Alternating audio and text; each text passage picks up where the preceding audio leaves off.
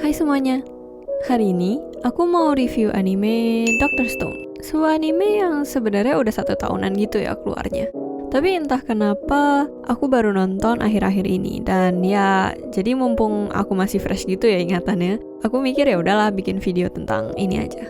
Jujur, sebelum nonton Dr. Stone, sebenarnya aku udah pernah denger bisik-bisikan gitu ya tentang anime ini. Katanya anime ini seru, dan kayak ada science-science-nya gitu, dan karena aku adalah seorang yang suka sok pinter, sebenarnya anime Dr. Stone itu tuh cocok banget buat aku.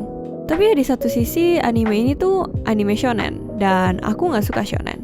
Ditambah dengan waktu yang terbatas, jadilah ini Ashile yang baru nonton Dr. Stone 1 tahun setelah animenya dirilis. Udah basi, kayaknya, tapi ya bodo amat lah ya. Oke, jadi dibandingkan lama-lama dengerin aku ngoceh, let's just jump into the review.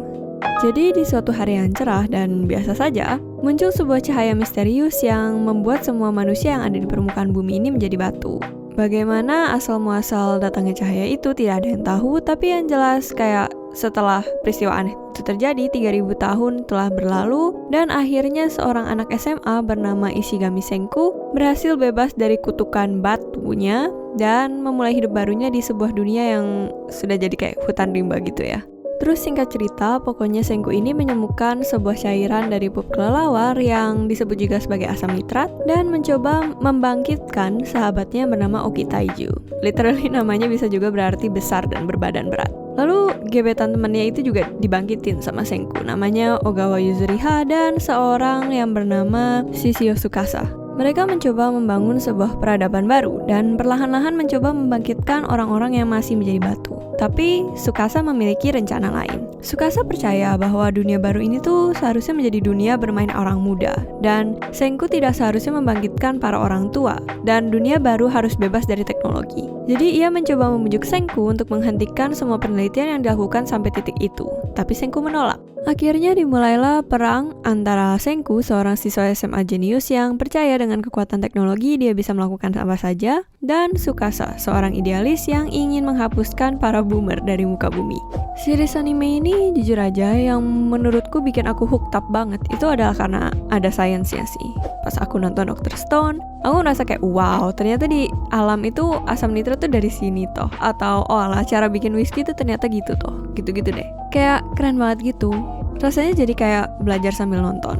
Dan walaupun aku sudah meninggalkan kemampuan kimiaku, tapi ya berasa nostalgia gitu ya sama buku kimia tengah malam sambil nangis-nangis. Kalau kalian pikir nonton anime sambil belajar, mungkin kalian bakal kepikiran series anime kayak Cells at Work atau Hataraku Saibo ya.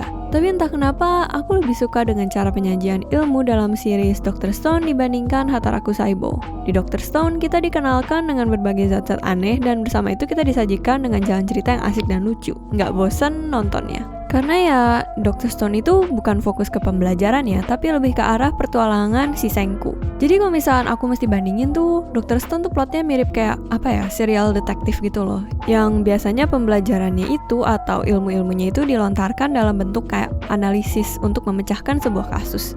Sedangkan kalau misalkan aku mesti bandingin dengan Hataraku Saibo, kesannya kayak Hataraku Saibo tuh video-video pembelajaran yang biasa guru-guru paksa murid-murid untuk nonton di kelas. Tapi ya tentu saja cara penyajian ini ada downside-nya juga. Yang menurutku adalah untuk orang yang lemot sepertiku, terkadang kayak jadi gak ngerti gitu sama plotnya. Mungkin karena aku suka merhatiin nama zatnya gitu ya. Terus pas aku gak ngerti nama zatnya apa, aku bakal ke distract terus sama itu. Dan akhirnya aku lupa kalau misalnya plot ceritanya itu jalan terus dan udah ninggalin aku entah kemana gitu. Atau misalkan ya kayak pas Senkunya lagi jelasin sesuatu, terus karena ada plotnya, tiba-tiba Senkunya tuh cuman dibikin jelasinnya briefly aja atau singkat aja. Dan sebelum aku sempat memproses, tiba-tiba si Senkunya udah entah kemana nyerocosnya. Dan aku kayak, hah? Plotnya sebenarnya agak repetitif, atau sebenarnya mungkin lebih cocok disebut ada patternnya gitu ya, tapi nggak ngebosenin. Mainly Dr. Stone itu menceritakan tentang penemuan baru apa yang dibuat oleh si Senku. Tapi semakin berjalannya episode, barang yang dia buat itu semakin ekstravagan atau semakin sulit dan complicated. Dan di satu titik bakal bikin penonton kayak, hah, mana bisa sih dia bikin kayak gituan?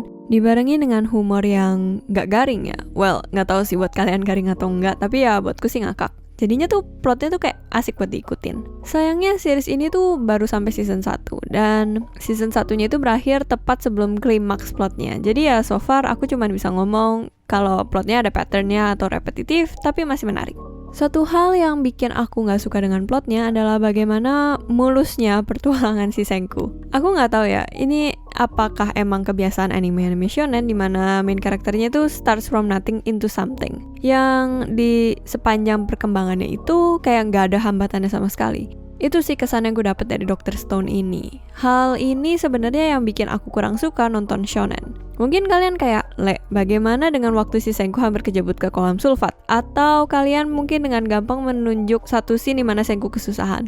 Tapi menurutku itu adalah sebuah masalah yang temporary. Dan si Senku ini bisa menyelesaikan semua kesusahan yang dihadapi itu dengan mudah, jujur aja. Aku pengen lihat sebuah masalah yang bikin Senku kayak gagal and feeling down and depressed. Dan aku pengen lihat bagaimana kayak itu mempengaruhi dia dan bagaimana dia overcome itu.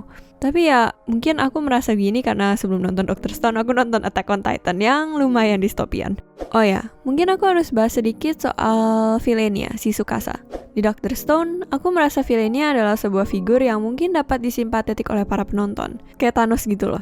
Jadi si Tsukasa ini kan ingin membangun sebuah dunia baru di mana nggak ada boomer dan para orang muda bisa hidup dengan bebas. Dan you know what? Aku sepenuhnya nggak setuju juga dengan cara pikir dia. Menurutku agak interesting sih, si penulis Dr. Stone ini membuat karakter Tsukasa yang tadinya adalah tokoh yang diselamatkan oleh Senku dan harusnya kayak tunduk ke Senku gitu. Tapi kemudian dia malah berbalik arah karena memiliki cara pikir yang berbeda dengan si Senku. Sayangnya, selama season 1 kita nggak banyak dapat plot yang terkait dengan Tsukasa.